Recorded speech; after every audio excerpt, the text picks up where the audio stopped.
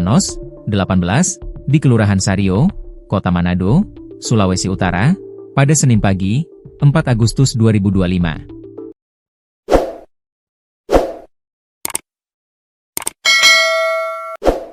Dari keterangan pihak kepolisian, diketahui bahwa peristiwa berdarah itu diduga dipicu oleh kecemburuan dan konflik emosional. Pasalnya korban mendapati kekasihnya tengah berpesta minuman keras bersama dua pria yang kemudian menjadi pelaku penikaman.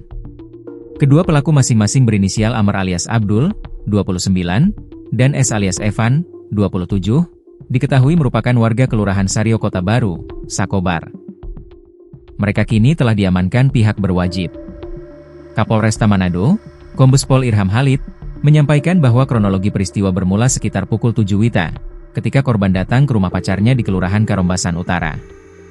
Namun, kekasihnya tidak berada di tempat. Setelah bertanya kepada teman-teman perempuan itu, korban memperoleh informasi bahwa sang pacar sedang berada di Jalan Sion, Kelurahan Sario. Korban lalu mendatangi lokasi tersebut bersama seorang rekan. Setibanya di sana, ia mendapati sang pacar sedang berpesta miras bersama sejumlah orang, termasuk dua pelaku.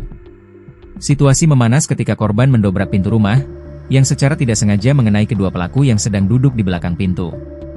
Adu mulut terjadi antara salah satu pelaku dengan korban hingga berujung perkelahian.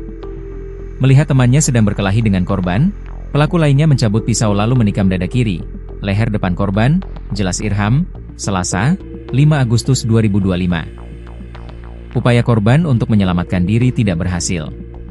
Setelah menerima dua tikaman, ia sempat melarikan diri, namun pelaku kembali menikamnya di bagian pinggul, membuatnya tersungkur. Warga yang melihat insiden tersebut langsung mencoba melerai dan membawa korban ke RS Bayangkara Karombasan. Namun, setiba di rumah sakit dokter mengatakan korban sudah meninggal dunia, pungkas Irham. Kasus ini kini masih dalam penyelidikan pihak kepolisian. Sementara itu, motif dan hubungan antara para pelaku dengan korban akan terus didalami. Dugaan bahwa emosi karena cemburu atau konflik personal turut melatar belakangi aksi brutal ini.